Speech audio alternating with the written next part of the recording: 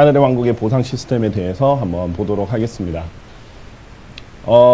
이 부분은 이제 포도원 인부들의 비유다, 이렇게 성경 스스로도 이렇게 비유를 정의하고 있는데요. 예수님께서 이렇게 말씀하셨습니다.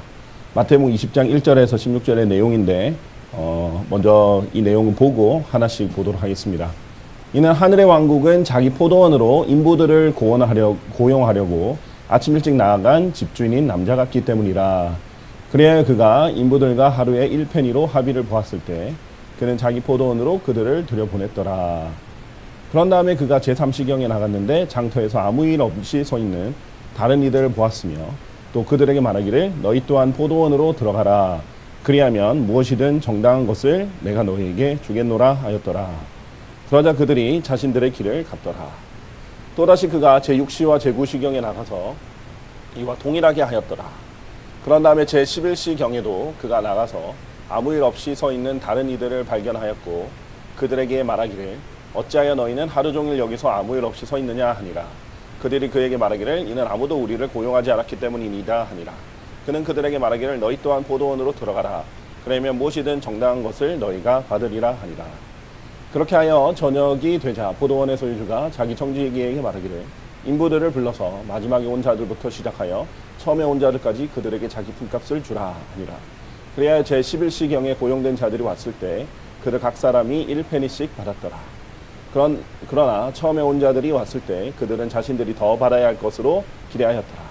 그런데 그들은 모든 사람마다 이와 같이 1페니씩 받았더라. 이후에 그들이 그것을 받았을 때 그들은 그 집의 가장을 거슬러 불평하며 말하기를 이 마지막에 온 자들은 1시간만 일하였는데도 당신은 짐과 낮의 열기를 감당한 우리와 그들을 동등하게 대우하셨나이다 하였더라. 그러나 그가 그들 중 하나에게 대답하여 이같이 말하였더라. 친구여, 나는 너에게 전혀 부당하게 하지 않았노라.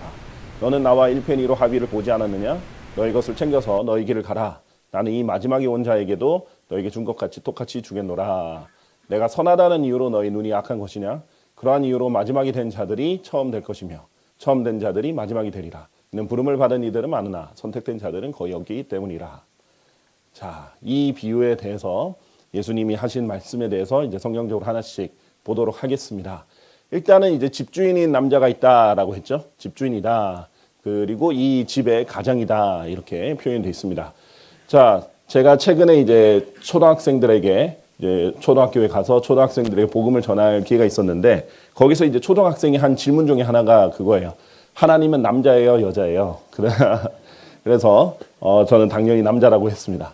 왜냐하면 하나님은 아버지라고 부르고 예수님은 아들이라고 부르고 분명히 성경에서 남자라고 돼 있죠.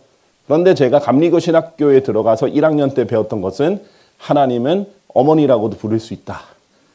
이렇게 그 시간이 페미니즘 클래스였습니다. 그래서 그 여성학 시간이었는데 거기서 하나님에게 왜 성별을 붙이냐. 하나님 어머니라고도 부를 수 있고 아버지로 부를 수 있다. 우리는 어머니라고 부르자. 이렇게 어머니 하나님을 가르쳤던 기억이 있어요. 여러분 이제 상상할 수 없겠지만은 그게 신학교들에서 일어나는 일들입니다. 그러니까 성경을 기준하면 너무 당연한 거죠. 그런데 이제 성경은 분명히 하나님을 남자로 표현을 합니다. 왜냐하면 이 집주인이 이 포도원의 주인이자 소유주이자 집주인이 하나님이시기 때문이에요. 자, 일단 이 비유는요.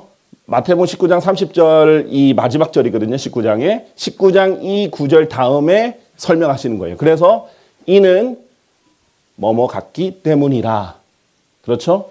그래서 성경에서 이 for 또는 because 같은 접속사를 잘 살려서 번역을 해야 되는 이유는 인과 관계를 설명하기 때문에요. 원인과 결과 이런 걸 설명하기 때문에 하나님이 연결해 주신 그대로 연결을 해야 됩니다. 그러니까 지금 예수님께서 제자들에게 처음 된 많은 자들이 마지막이 될 것이요 마지막이 된 자들이 처음이 되리라는 것을 설명하신 다음에 하신 비유가 바로 이 비유라는 것 이렇게 설명을 하면 되겠고요. 자, 그러면서 이 집주인이 누군지를 먼저 보도록 하면요. 일단 하나님입니다. 기본적으로 하나님 아버지고 구약에서 특히 하나님 아버지로 등장하는데 이 성육신, 하나님이 성육신 하신 분이 예수님이기 때문에 예수 그리스도에게도 적용이 되는 부분입니다. 그래서 우리가 말했죠. 하늘의 왕국의 결국 주인공은 예수님이에요. 그래서 집주인인 하나님과 집주인의 아들인 예수 그리스도가 이제 주인공이 되는데 특히 예수 그리스도에 초점이 맞춰져 있습니다. 자, 히브리서 3장 4절에서 5절 보면 이 집주인이라고 했잖아요. 근데 모든 집은 저마다 어떤 사람에 의해 지어졌으나 모든 것들을 지으신 분은 하나님이시기 때문이라 집과 하나님 설명을 하면서요. 진실로 모세와 예수님을 설명하는 장면인데요. 모세는 이후에 언급된 그것들의 증언을 위하여 그분의 온 집의 종으로서 신실하였느니라 라고 했습니다. 자, 그러니까 하나님의 집에서 종으로서 신실한 사람이 모세다. 예수 그리스도는 집주인의 아들로서 신실하였다. 이렇게, 그러니까 집주인의 아들인데 뭐라고 하냐면 그 집을 소유한 사람으로 표현을 하세요. 그러니까 예수님은 집주인의 아들이자 곧 집주인의 소유주예요. 왜냐하면 아들은 상속을 받죠. 그래서 모세는 집의 종으로서, 하나님의 집의 종으로서 신실했다면 하나님 자체는 그 집을 지으신 분이다. 집주인이시다. 이렇게 하면서 이 집을 이스라엘에 비유하십니다. 자, 그래서 지금 여기 하늘의 왕국은 자기 포도원으로 인부들을 고용하려고 아침 일찍 나아간 집주인인 남자 같다라고 했는데, 여기서 자기 포도원 이 부분 에서 포도원이 이스라엘과 관련된 부분을 성경으로 보도록 하겠습니다. 그런데 아까 남자 얘기했잖아요. 이 부분이 개역 성경에 빠져 있습니다. 그래서 일부러 성경에서 강조하는 건데 그런 부분이 이제 빠져 있다. 이런 부분들, 또 이 개역 성경뿐만 아니라 다른 성경들에서 대부분 빠져 있다라는 것, 이 부분 이제 주의하시면 좋겠고요. 그래서 성경을 한 단어도 빼면 안 돼요. 소위 킹제임스 성경이라고 하는 성경들도 이 부분 빠져 있습니다. 그래서 한 단어도 무시하지 않고 하나하나 다 번역하면은 살아나는 단어들이 굉장히 많아요. 자, 일단 포도원을 볼게요. 자기 포도원, 하나님의 포도원이죠. 성경적으로 이스라엘입니다. 이사야서 5장 1절에 보면요. 이제 나는 나의 사랑을 크게 받는 자에게 그의 포도원에 가나요. 나의 사랑을 받는 자의 노래를 불러주겠노라. 나의 사랑을 크게 받는 자는 열매를 많이 맺는 언덕 속에 포도원을 가졌도다. 하면서 하나님의 포도원을 설명하는데요. 자, 이사야서 5장 1절에서 6절까지 쭉 설명한 다음에 7절에 만군의 주의 포도원은 하나님의 포도원이죠. 이스라엘 집이요라고 합니다. 집으로 표현합니다. 하나님께서는 이스라엘을 한 집이다. 이렇게 표현해요. 그래서 이스라엘은 이스라엘 국가 내에는 구원받은 사람도 있고 안 구원받은 사람도 있거든요. 그런데도 이스라엘 사람들 일단 그 여부와 상관없이 다 형제라고 부릅니다. 자, 그리스도인들은 구원받아야만 서로 형제라고 부르죠. 우리는 국가가 다 서로 다르기 때문에, 그리고 민족도 다르고, 그리고 우리는 한국이 하나님의 신정통치 국가가 아니에요. 미국이 하나님의 신정통치 국가가 아니에요. 그런데 이스라엘은 그렇거든요. 그렇기 때문에 이 이스라엘 한 집으로 불리고 서로 형제로 불리는데 포도원이다. 이렇게 성경에서 얘기를 하십니다. 이 부분은 이제 성경에서 매우 명확하게 스스로 해석해 주는 장면이에요. 자, 그리고 이사야서 27장 2, 3절에도 그날에 너희는 그녀에게, 이스라엘에게 붉은 포도즙의 포도원을 노래하라. 나 주가 그것을 지키노라. 하나님이 지키는 자신의 포도원이 이스라엘이다. 그리고 물을 주고 다치게 하지 못하게 하고 밤낮으로 그것을 지키는 분이 하나님이시다. 그런데 이제 나중에 얘기하겠지만 마태복음 20장에 오늘 포도원의 인부들의 비유가 나오잖아요. 근데 21장에 가면 이 포도원 농부들이 반란을 일으켜요. 그래서 아들을 죽이려고 합니다. 예수님을 죽이려고 하죠. 그 비유를 얘기하면서 하나님께서 이제 이 포도원을 다른 민족에게 주겠다라고 얘기해요. 그 부분 우리 볼 건데요. 마태복음 21장 33절에 보세요. 바로 다음 장이죠. 어떤 집주인 한 명이 있었는데 그는 포도원을 세우고 그것 주위로 울타리를 둘러 그 안에 포도즙 틀을 파고 망대를 세웠으며 농부들에게 그걸 새로 주고는 먼 나라로 떠났느니라. 자, 바로 이 분이 또 하나님이신데 포도원인 이스라엘을 농부들인 그 당시의 종교 지도자들에게 준 거죠. 그런데 이 농부들은 이걸 자기들이 차지하려고, 자기들의 권력과 건세를 누리려고 그 종을 보낼 때마다 다 쫓아보냅니다. 그래서 이제 이 집주인이 아들을 보내는데 아들은 죽여버려요. 왜? 죽여야 우리가 이것을 빼앗을 수 있다. 이 아들이 상속인이니까 우리가 빼앗자 해서 죽이는 그 장면을 비유로 드십니다. 그때 이제 이렇게 나오죠. 농부들이 그 아들을 보았을 때 그들은 자기들끼리 말하기를 이 자가 상속자구나. 오라 우리가 그를 죽이자. 그래야 우리가 그의 유산을 강탈하자 해서 합니다. 그런데 이 얘기를 예수님이 했을 때 수석 제사장들과 바리새파 사람들이 그분의 비유들을 듣자 그들은 그분께서 자신들에 대하여 언급하신 것을 알아차렸더라. 이 바리새파 사람들도 알았던 거예요. 제사장들도 알았어요. 자기에 대해서 자기들이 그 농부다는 걸 알아요. 그리고 자기들이 그 예수님을 죽일 마음이 있다는 걸 예수님이 알고 있다는 것도 알아요. 그러자 결론이 어떻게 되냐면요. 이것을 하죠. 그랬더니 그러므로 내가 너희에게 말하노니 너희에게서 하나님의 왕국이 취하여질 것이요 그것의 열매들에 낼 민족에게 주어지리라. 해서 포도원이 다른 민족에게 주어진다는 얘기를 합니다. 원래 포도원은 이스라엘이었어요. 그런데 이스라엘의 그 사람들이 예수님을 거부하니까 하나님께서 이 포도원을 이스라엘에게서 빼앗아서 다른 민족에게 주신다라는 겁니다. 그러면은 어떤 나라에게 주시는 게 아니고요. 다시 이 새롭게 태어날 민족에게 주시는 건데 우리 베드로전서 2장 9절에는 이 그리스도인들, 베드로전서는 그리스도인들에게 기록되었죠. 너희는 선택받은 세대요 왕가의 제사장단이요 거룩한 민족이요 독특한 백성이로다. 그리스도인들은 뭐 아프리카에서 구원받았든 뭐 미국에서 구원받았든 한국에서 구원받았든 상관없이 다 그리스도의 몸 안에 들어가고 하늘에 시민권을 둔 그 하늘의 시민들입니다. 그래서 이 사람들은 새로운 백성으로 민족으로 태어나요. 그래서 하나님께서 이 너희를 그리스도인들을 하나의 민족으로 보십니다. 우리 육체적인 출생이 어느 나라든 어느 민족이든 상관없어요. 거듭나면 다시 태어나면 우리 새로운 민족이 되는 거죠. 그래서 이 교회에게 넘겨지는 것을 알려주십니다. 그래서 이 마태복음 20장의 비유는요. 아주 재밌게도 마태복음 13장의 그 신비들처럼 그 하늘의 왕국이 거부당해서 신비의 형태로 감춰졌다라는 것을 보여줬다 그랬죠.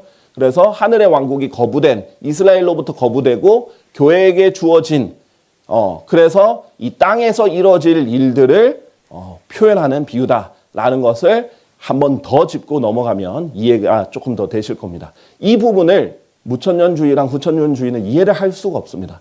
그들의 교리적으로는 일단 무천년주의는 예수님의 지상 재림이나 이런 물리적인 왕국이나 이런 것들에 이해를 못하기 때문이고요. 후천년주의자 역시 이 시점을 이해를 하지 못하기 때문에 그런 일들이 일어납니다.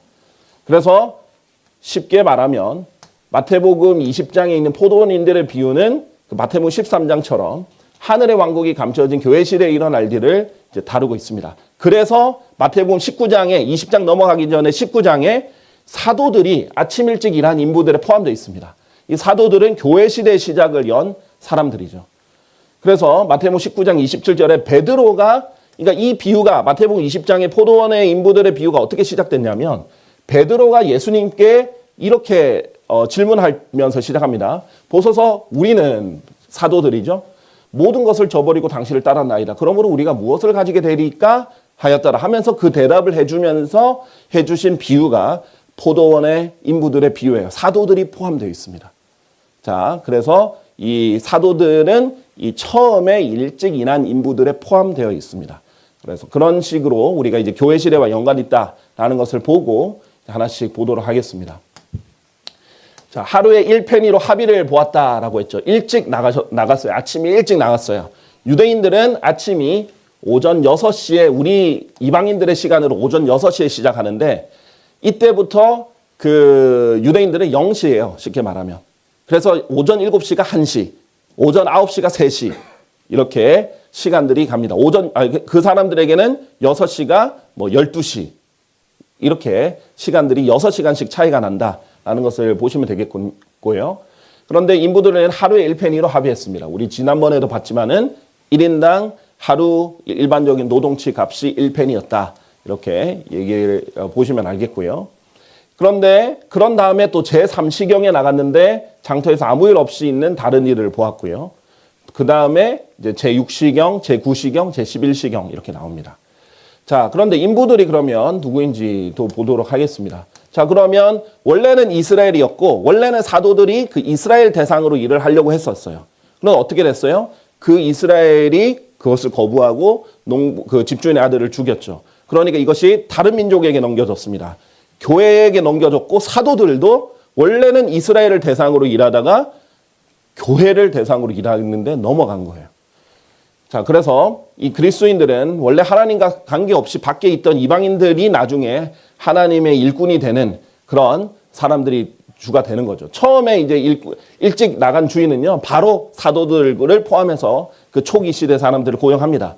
그런데 나중에는 아무 일 없이 서 있는 사람들까지도 한 명씩 더 집어 넣으시는 거죠.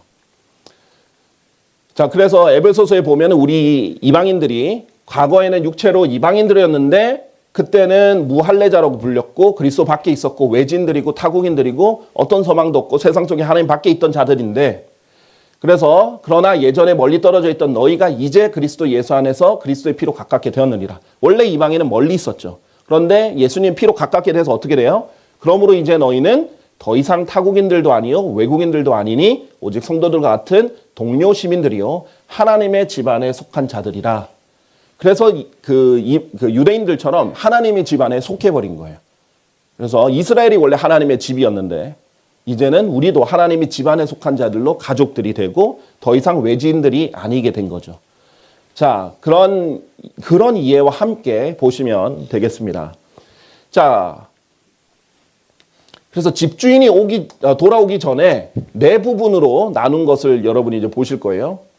보면 아까 전에 말했다시피 이른 아침에 바로 고용한 사람들이 있고요. 그 다음 제3시경, 제6시경 우리가 읽었었죠. 제9시경, 제11시경 이렇게 네 부분으로 나눠져 있어요. 자, 그런데 마가복음 13장 35절에 보면 그 집의 주인이 돌아오는 시간을 역시 네 부분으로 나눴어요.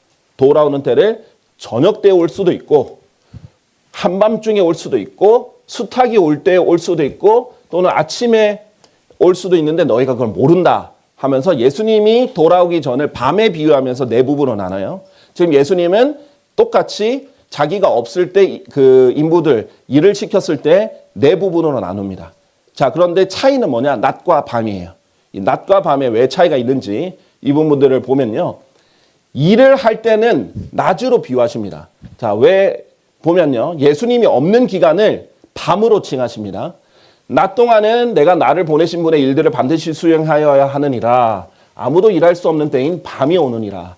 밤에는 일할 수 없다. 일을 하는 것은 낮이다 라고 말하면서 내가 세상에 있는 동안 나는 세상의 빛이라 라고 했어요. 그래서 시대적으로 보면 예수님이 세상의 빛으로, 그래서 태양으로 많이 비유가 돼요. 세상에서 가장 밝은 빛이 일반적으로 태양이잖아요. 그러니까 태양의 비유가 돼요. 그래서 예수님이 있으면 낮이에요. 예수님이 없으면 태양이 없으니까 밤입니다. 그 시대 자체는 밤에 비유되기 때문에 예수님이 밤에, 예수님 없을 때 저녁에, 이른 밤이죠. 저녁에 한밤중에 닭이 울 때, 그다음에 아침에. 왜냐면은 맨 마지막에 유대인 시간으로는 오전 6시가 밤에 끝이자 아침에 시작이거든요. 그러면 이때 되면 이미 동이 트기 시작한단 말이죠. 이것을 네 부분으로 나누는데 일을 하는 그리스도인들 입장에서는 낮으로 비유됩니다. 왜냐하면 성경에서 따르면 그리스도인들, 데살로니가 전서 그리스도인들에게 기록되었죠. 그러나 형제들아 너희는 어둠 속에 있지 아니하니. 그리스도인들은 예외예요. 밤의 시대를 살고 있는데 낮의 자녀들이에요. 밤의 시대를 살고 있지만 빛의 자녀들이에요. 왜냐하면 우리는 어둠에 속하지 않고요. 그래서 그날이 도둑같이 너희를 엄습하지 못하게 하려는 것이라. 이게 교리적으로는 주의 날이 지상재림인데 우리에게는 도둑같이 임하지 못해요. 일반 사람들에게는 도둑같이 임하는데 우리는 그 전에 휴거됩니다. 그래서 우리는 낮에 속하기 때문에 그 전에 진노가 쏟아지기 전에 우리는 낮의 자녀로서 먼저 불러내거든요. 우리 안에 빛이신 성령님이 계시고요. 그리스도의 영이 계시고. 그래서 우리는 빛의 자녀들이고 낮의 자녀들이다. 우리는 밤에 속하지도 아니하고 어둠에 속하지도 아니하느니라. 그래서 이렇게 이때 우리는 일할 때인 거예요. 시대는 밤인데 우리는 낮의 자녀들로서 일을 해요. 그러니까 이 고용주가 고용하는 이 그리스도인들 입장에서는 낮의 12시간에서 네 부분으로 나눈 겁니다. 그러나 예수님 없는 그 기간 자체는 밤의 12시간에서 네 부분으로 나누는 거예요. 자, 우리는 이제 알아요. 예수님이 밤에 저녁에 오지 않으셨고 그 교회 시대의 초기에 오지 않으셨죠. 한밤중에 오지 않으셨죠. 수탉이 올 때 오지 않으셨죠. 우리는 아침에 오시는 걸 알아요. 왜냐하면 성경에서 이미 구약시대 때 예수님이 올 때는 태양이 뜨는 것으로 의의 태양이 오시는 것으로 얘기를 했거든요. 그러니까 이미 우리는 이제 성경을 공부하면서 아는 거예요. 아, 예수님이 이 한참 교회 시대 초기에 오는 게 아니라 끝부분에 오시는구나. 우리는 이 지금 끝부분에 살고 있거든요. 자, 그러면 이 부분들에 대해서 뭐 할 말은 많으나 이제 짧게 넘어가고요. 자, 이 부분에 대해서 이렇게 질문할 수 있습니다. 아, 그럼 부당한 처우를 받은 것이 아닙니까? 뭐 객관적으로 보면 그럴 수 있죠. 왜냐하면 하루 종일 12시간 일한 사람이랑 맨 마지막에 제11시경에 온 사람은 1시간 일했잖아요. 그래서 실제로 그렇게 따집니다. 하루 종일 일한 사람과 제11시경에 와서 1시간 일한 사람이 동일한 임금을 받아요. 그러니까 부당하다 이렇게 따집니다. 자, 이때 하나님의 답변은 내 것을 가지고 내가 마음대로 할 수 있다 이거예요. 자, 새로운 관점이죠. 한번 봅시다. 마태복음 20장 11절에서 15절. 이후에 그들이 그것을 받았을 때, 왜냐하면 하나님께서 마지막에 온 사람부터 먼저 이 임금을 줬거든요. 그런데 1시간 일했는데 1페니를 줘요. 그럼 나는 좀 더 받겠구나. 이렇게 기대하고 있다가 다 1페니씩 받는 거예요. 그래서 그들은 그 집의 가장을 거슬러 불평하며 말하기를, 이 마지막에 온 자들은 1시간만 일했는데도 당신은 짐과 낮의 열기를 감당한 우리와 그들을 동등하게 대우하셨나이다 하였더라. 그러나 그가 그들 중 하나에게 대답하여 이같이 말하였더라. 친구여, 나는 너에게 전혀 부당하게 하지 않았노라. 일단 우리는 먼저 초기부터 일을 했던 사람들의 입장이 돼서 먼저 생각해 보겠습니다. 이들은요, 교회 시대 초기에 일했던 사람들로 보면 되겠죠. 사도들도 포함하지만 사도들뿐만 아니라 그 초기 시대에 우리가 이제 한 2000년 교회사를 한 4등분 해보면 되겠죠. 이 초기 시대에 일했던 그리스도인들은요, 어마어마한 박해를 받았습니다. 우리가 역사적으로 알잖아요. 이건 세속사에서도 기록되어 있습니다. 로마 제국에서, 로마 교황 아래에서 초기 그리스도인들은 어마어마한 박해를 대놓고 받았어요. 그래서 콜로세움에 던져지고 사자의 밥이 되고 공개적인 조롱을 당하고, 그들은 생업이나 이런 것들도 자유롭게 할 수 있는 권리도 없었고, 산속에서 토굴에서 지하에서 숨어서 신앙생활을 할 정도로 정말 대놓고 박해를 받았어요. 엄청난 짐이 있었고 낮에 열기, 뜨거운 그 열기 아래서 열심히 일한 것을 비유가 되는 거죠. 참 고통스러웠을 겁니다. 자, 우리도 그런 사람들의 비유해보면 미안할 정도로 너무 편하게 일을 하고 있습니다. 그렇죠? 우리는 이제 해가 거의 다 질 때쯤에 딱 들어가가지고 열기가 아니라 이제 좀 시원해질 때 1시간 딱 이렇게 일을 한 거니까 이들의 생각하면은 훨씬 부당하다라고 생각할 수 있습니다. 근데 이제 예수님의 답변을 볼게요. 너는 나와 1페니로 합의를 보지 않았느냐? 맞아요. 처음에 일하러 나갈 때도 그 사람을 고용할 때 1페니로 합의했잖아요. 그러니까 이게 사실 지금 공산주의가 얼마나 잘못됐는지도 보여주는 거예요. 왜냐하면 공산주의는 무조건 다 동일한 임금, 무조건 동일하게, 그 다음에 똑같이 나누고 이런 것을, 이걸 공평이라고 생각하는 거예요. 그런데 사실 공평은 그냥 절대적인 기준으로 무조건 무자르듯이 나누는 게 공평이 아닌 거예요. 자, 합의를 1페니로 받잖아요. 집주인과 개개인으로 다 계약을 했잖아요. 내가 너 하루 종일 일하면 1페니 주겠다. 그런데 만약에 집주인이 1페니를 안 주면, 반페니만 주던지 1페니를 안 주면 그건 부당한 건데, 1페니 약속했는데 1페니 약속대로 줬어요. 그리고 합의를 봤어요. 그러면 너의 것을 챙겨서 너의 길을 가라. 내가 너 걸 약속대로 줬고 그럼 너는 너의 길을 가면 돼. 이렇게 얘기하시는 거예요. 자, 일단 집주인이 여기서 잘못한 건 없어요. 약속한 대로 줬으니까. 그런데 나는 마지막에 온 자에게도 너에게 준 것까지 똑같이 주겠노라. 이것은 하나님이 은혜를 베푸는 거예요. 아니, 생각해 보세요. 만약에 직원들 여러 명 있는데, 이 사람 처지가 딱해. 그냥 회사 사장이 봤을 때, 이 사람은 좀 사정이 딱하다. 참, 이렇게 부모도 없이 혼자 이렇게 고아로 딱 크면서, 정말 이렇게 열심히 일을 하네. 라고 자기가 생각해서, 사정이 딱해서, 이 사람한테 보너스를 더 줬어요. 그게 부당한 건 아니잖아요. 자기 걸 가지고 자기가 마음대로 하는데 왜 저는 안 줍니까? 이게 이제 노조의 특징이죠. 무조건 자기도 달라, 똑같이 해달라, 남들 더 주면 자기도 더 줘라, 이렇게 되는 겁니다. 그래서 그렇게 하는 거는 부당하다는 거예요. 그냥 내 거를 가지고 내가 원하는 대로 약속된 건 다 주시고, 내가 보너스를 주든 아니면 이 사람 좀 적게 일해도 내가 그걸 감안해 주든, 그거는 자기 거니까 자기가 마음대로 하는 거예요. 공산주의 시스템에서는 자기 것이 없어요. 모두의 것이 돼버리는 거예요. 하나님은 자기 것을 인정하시는 거예요. 그러니까 내 걸 가지고 내가 이 사람한테 사탕 하나를 주든 이 사람한테 사탕 10개를 주든 자기 마음인 거죠. 그러니까 그 관점을 바꿔야 되는 거예요. 하나님 마음입니다. 그런데 그걸 한다고 해서 하나님이 잘못한 건 하나도 없어요. 누구한테 은혜를 더 베풀 수도 있죠. 자, 나 자신의 것으로 내 뜻대로 해가는 것이 나에게 합법적이지 아니하냐. 불법을 하신 것도 아니고 합법적이에요. 하나님의 자기 걸 자기 마음대로 하는 건 합법적입니다. 내가 선하다는 이유로. 그런데 이것은 뭐예요? 선이에요. 선. 내가 이 불쌍한 사람에게 무언가를 더 주고 감안해주고 이해해주는 건 선입니다. 요즘 기업에서도 뭐 다자녀 나오면 그 사람들에게 뭐 포상금도 주고 이런 기업들도 있잖아요. 그건 선이에요. 그런데 갑자기 자녀가 한 명인 사람이 왜 저 사람은 자녀 많이 낳았다는 이유로 이렇게 또 포상금을 줍니까? 저도 주세요. 하면서 주인을 악하다고 하면 그것은 말이 되지 않는 거예요. 주인은 선한 거예요. 왜냐하면 주지 않아도 되는 것을 줬으니까 선한 겁니다. 그런데 사람들은 어떨 때 악해지냐면 자기만 보면 괜찮아요.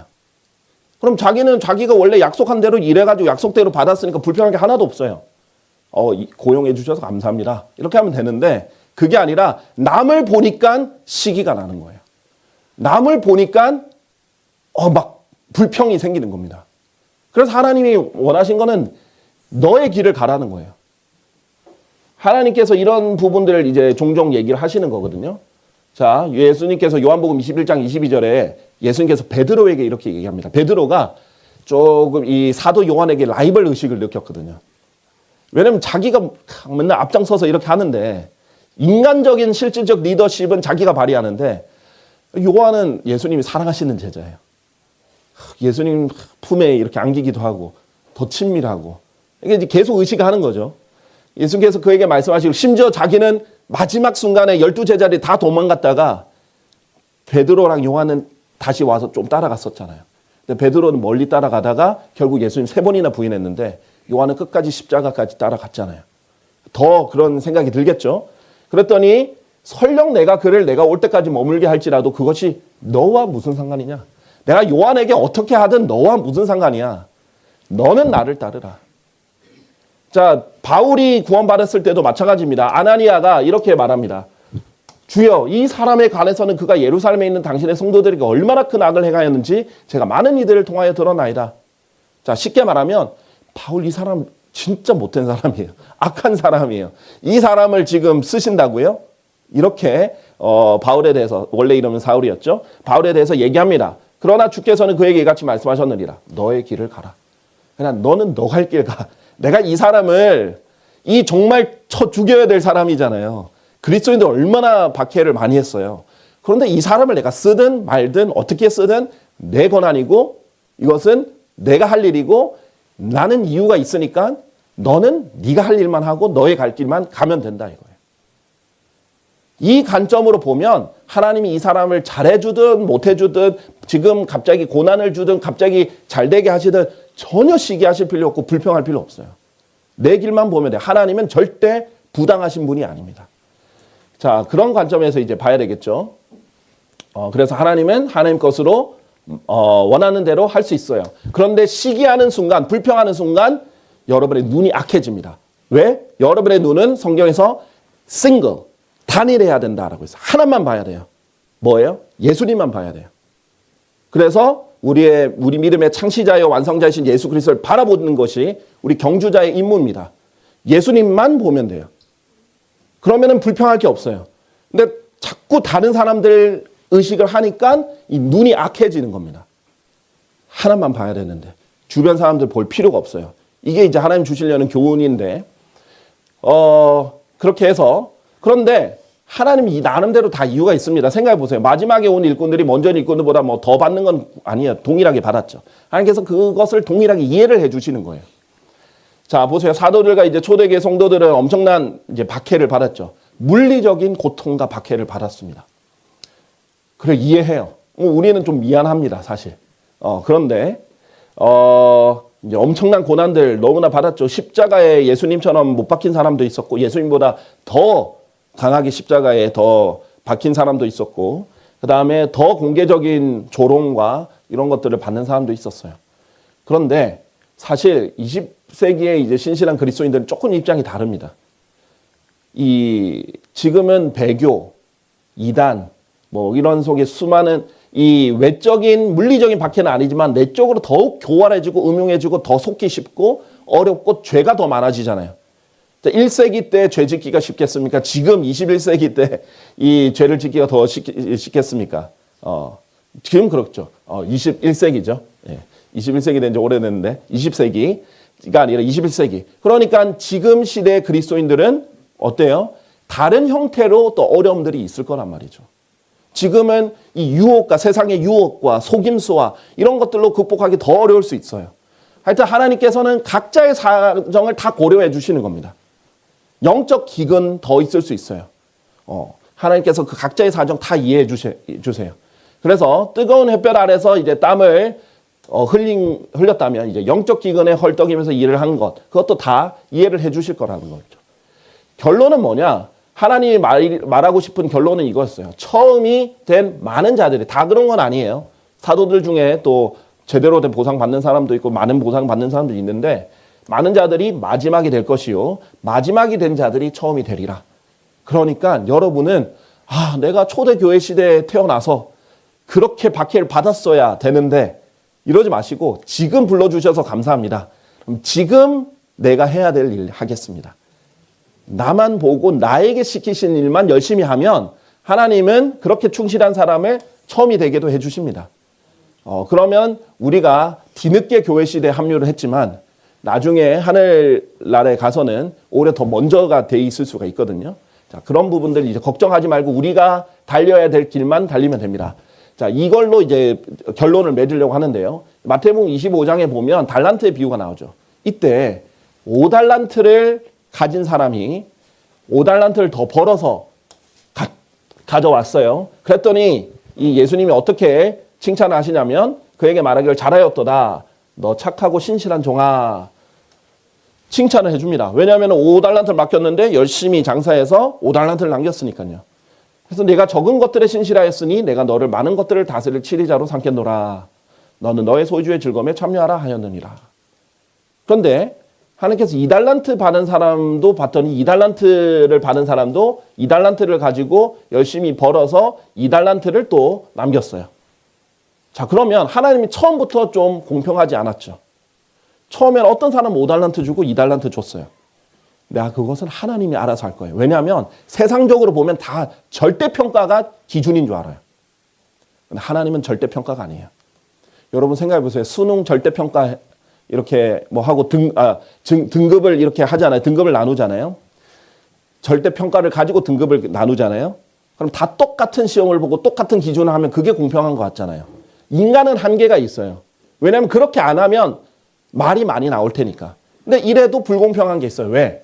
어떤 사람은 부유한 집안에 태어나서 뭐 예를 들면 대치동에 태어나서 어릴 때부터 엄마가 영어 유치원 보내고 뭐 국제학교 보내고 뭐 이거 가외하고 저거 하고 쫙 해가지고 처음부터 이미 엘리트 코스를 밟아요. 처음부터 그걸 다 경험하고 배우고 합니다. 그런 사람이랑 전혀 그런 혜택 못 받고 집에서 그냥 혼자 공부했던 사람이랑 같은 시험 문제로 같이 경쟁해야 되잖아요. 근데 그 각자의 사정은 다르잖아요. 근데 하나님은 그것까지도 고려하세요. 하나님 다 다르게 줬어요. 처음 태어날 때. 그런데 중요한 거는 남이 많이 가지고 태어나서 많이 하는 그 화려한 일을 보고 질투하거나 시기하지 마세요. 자기에게 적게 주어주면 감사해야 돼요. 내가 책임도 졌구나. 난 내가 주어진 것에서만 더 열심히 해서 내면 되겠구나. 보세요. 5달란트를 가졌는데 2달란트 더 버는 거랑 2달란트 가졌는데 2달란트 버는 거랑 하나님 평가는 다릅니다. 올해 2달란트를 가지고 2달란트를 번 사람이 100%의 수익을 냈죠. 그 사람을 더 칭찬하세요. 왜냐하면 여기서 보면 2달란트를 가지고 2달란트를 벌었는데 동일한 칭찬을 합니다. 동일한 평가를 해요. 그렇기 때문에 하나님이 보셨을 때는 얼마를 가져서 얼마를 냈는지라는 그런 수치가 중요한 게 아니라 또 시간의 절대값이 중요한 게 아니라 그 질이 더 중요한 거예요. 그리고 그 가치, 그 진심, 그 마음, 그리고 그걸 얼마나 하나님이 주신 걸 가지고 불평 없이 잘 했는지 이런 것들을 다 보신다는 거예요. 그래서 하나님의 보상은 결론적으로 시간의 양이 중요한 것도 아니고 겉으로 보이는 수치가 중요한 것도 아니에요. 섬김의 질이 더 중요합니다.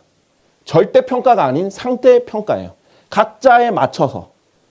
각 사람에 맞춰서 모든 것을 하나님은 다 수치로 변환시킬 수 있어요. 그래, 너는 북한에 태어나지 않고 남한에 태어났다. 나중에 생각해 보세요. 북한에서 정말 어렵게 구원받은 사람, 목숨 걸고 구원받은 사람, 그 사람이 여러분보다 뭐 성경을 더 많이 알기 힘들겠죠. 체계적으로 성경 공부하기가 더 힘들겠죠. 그래도 하나님께서 북한에 있는 사람 그걸 가지고 책망하시겠어요? 아니에요. 여러분은 남한에 태어났다는 것만으로도 어마어마한 달란트를 가지고 태어났습니다. 그래서 그러지 못한 사람보다는 더 많이 요구를 하시는 거예요. 그뿐만 아니에요. 뭐 남자로 태어났든 여자로 태어났든 부유한 집안에서 태어났든 기독교 집안에서 태어났든 그런 것은 상관없습니다. 하나님께서 다 상대적으로 평가해서 그 사람에 맞게 주시는 겁니다. 이것은 전혀 악한 것이 아니에요. 그런데 지금 현대 시스템은 이것이 점점 공산화되고 있는 거예요. 사회주의처럼 되고 있는 거예요. 그렇게 하면 불공평하다고 난리를 쳐요. 그러니까 자꾸 강제로 똑같이 나누는 것을 공평이라고 각인돼 있는 거예요. 이것은 하나님의 방식이 아니에요. 하나님 각 사람에 대해서 일 더 잘하면 월급 더 줄 수도 있는 거고, 일 못하면 월급 깎을 수도 있는 거고, 그리고 약속대로 일을 안 했으면 뭐 자를 수도 있는 거고, 이게 다 원래 원활하게 고용주가 원하는 대로 할 수 있는 거거든요. 그런데 이제 점점 이제 사실 마지막 시대는 이제 점점 그렇게 될 거거든요. 그런 시스템에 물들어 가는 거예요. 우리는 그 사상이 거기에 물들면 안 돼요. 하나님은 다 고려하신다. 그래서 각 사람에 맞게 아주 공정하게 평가하신다. 그리고 설령 은혜를 베푸신다 해도 그것은 하나님의 영역이다. 자, 이 부분을 우리가 기억하고 하나님의 이제 보상 평가 방법 기억하시면 좋겠습니다. 감사합니다.